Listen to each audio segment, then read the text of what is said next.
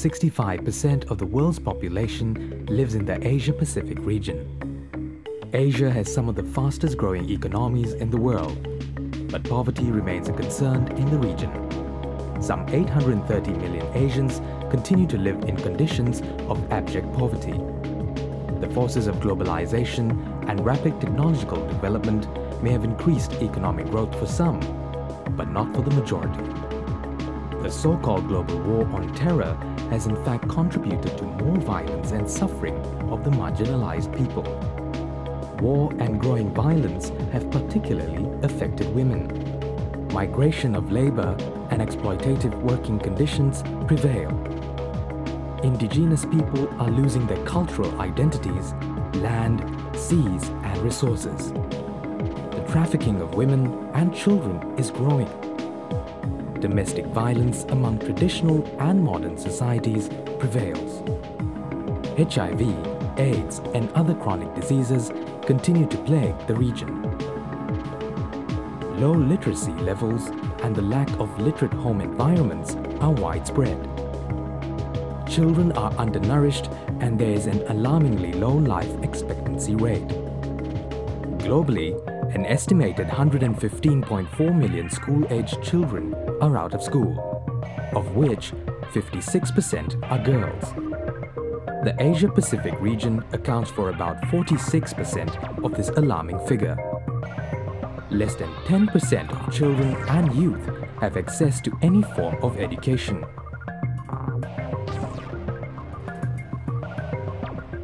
More than 60% of the world's illiterate population are located in India, China, Pakistan, and Bangladesh alone.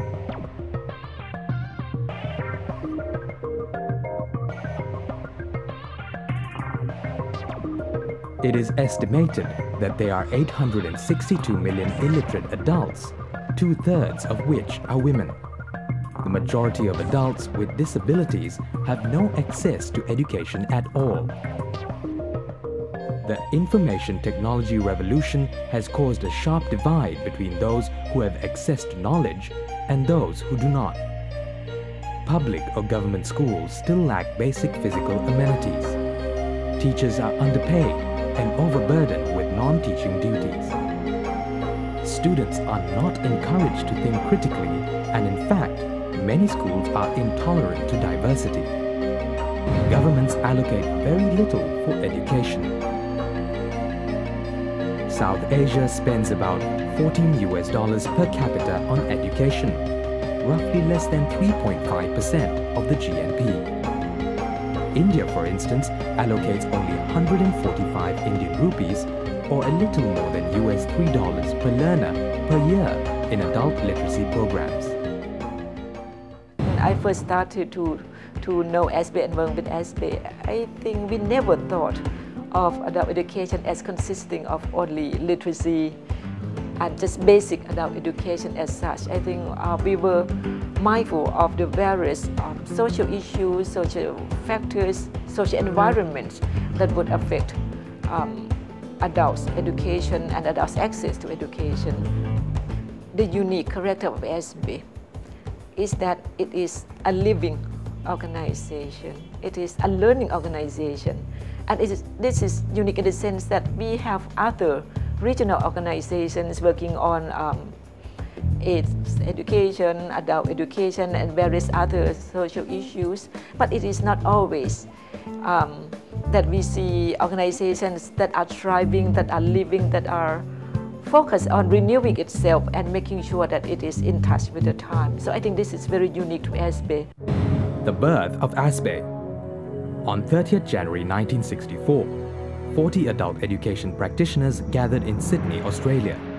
This saw the birth of ASPBAE, an informal network of adult education practitioners.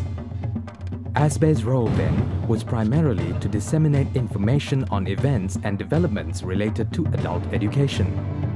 The network also liaised with UNESCO and other international agencies to organize workshops and seminars in the Asia-Pacific region.